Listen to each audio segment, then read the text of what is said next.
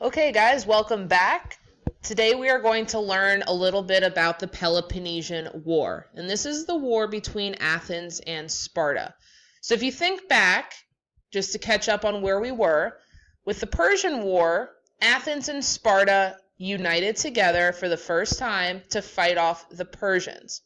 Okay, the way I like to think about this is if you pretend that you have a little brother and you don't really like your little brother all the time, but if somebody says, ooh, I'm going to beat your brother up, then you would jump to their help. Okay, so that's like the Persian War, where Athens and Sparta help each other out.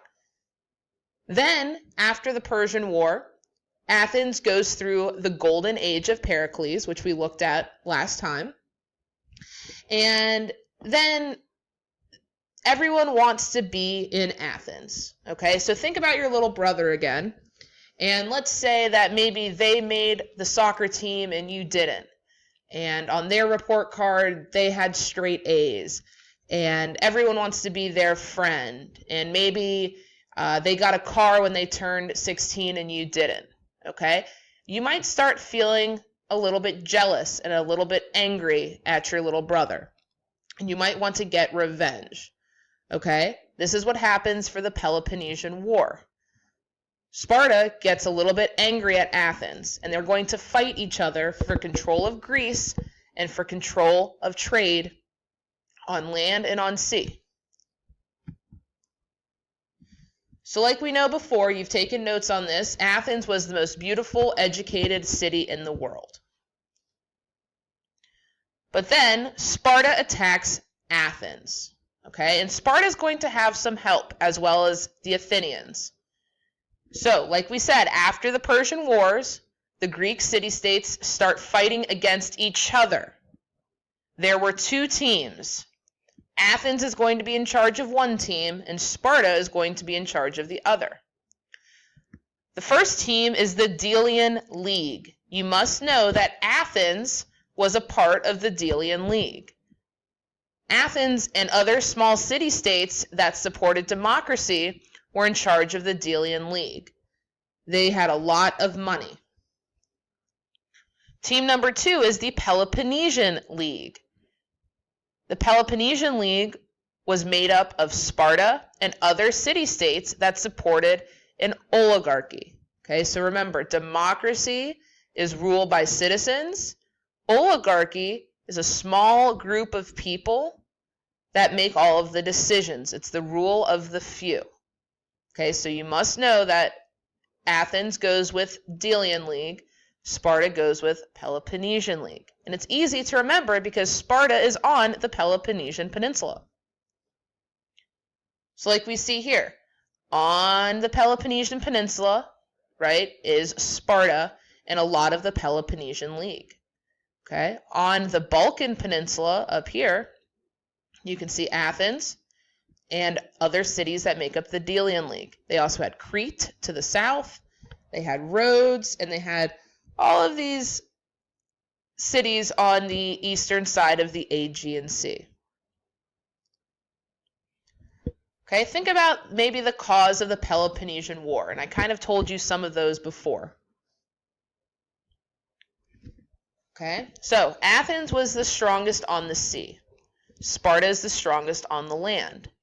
And when we come back for lecture, we're going to talk about how if you are very good in a boat, you wouldn't want to try to fight the best people on land, right? You'd want to try to fight them on the water. We'll talk about that in a minute. Okay, so you have the Spartans and the Athenians. They are fighting against each other. Please get it straight in your brain that during the Persian War, they fought with each other. During the Peloponnesian War, they fight against each other. So who do you think won the Peloponnesian War? Is it Athens coming off of the Golden Age? Or is it Sparta who is the best military? Sparta ends up winning. And we'll talk about how later on. Geography helps Sparta win the Peloponnesian War. So on the first day of class, when we learned Greece, I said geography is going to be super important. This is an example of that. You can see here that this is the Peloponnesian Peninsula, and this is Sparta. Notice that Sparta is hard to get to by sea. This is the Balkan Peninsula, and this is Athens.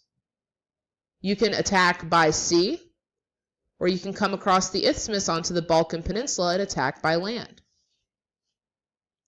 Sparta was located inland, so it could not be attacked by sea. Right? There's another view of that. Athens could be attacked by both land and sea.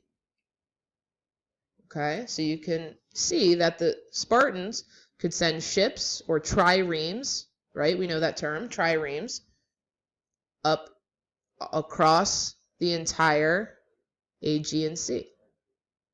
I know you like that. Let's see that again.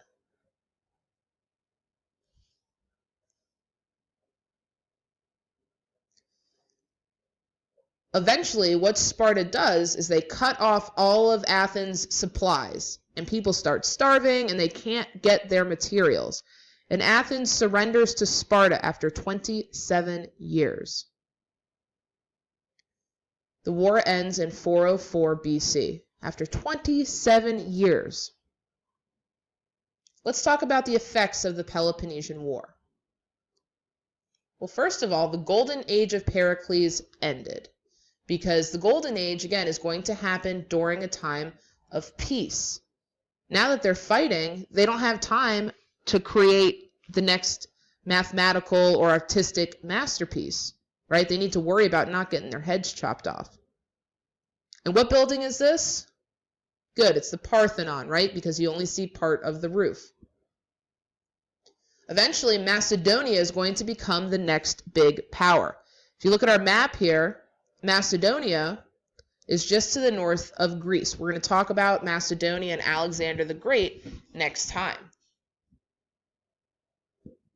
This is going to weaken the city-states more than ever. They are no longer united, so it's going to be very easy for Alexander the Great and the rest of the Macedonians and Philip II to come down and take over. Okay, here's some terms from last time, things that you should know and start getting under your belts for the test. Okay, democracy in Greece is going to end. We're not going to see democracy again until we get into Rome in a couple of weeks. Okay, so these are the key points, right? Warfare between alliances led by Athens and Sparta. It lasted almost 30 years, and it ends the golden age of Pericles. A fourth thing I would like to add is that the city-states are more divided than ever. Okay? Which event is described in this list? Is it the Gallic Wars, the Peloponnesian War, the Trojan War, or the Punic Wars? This should be easy. It's the Peloponnesian War. Okay, sickness is going to help Sparta win the war, in addition to cutting off their supplies. A terrible plague is going to come to Athens. That's a sickness that spreads all over the place.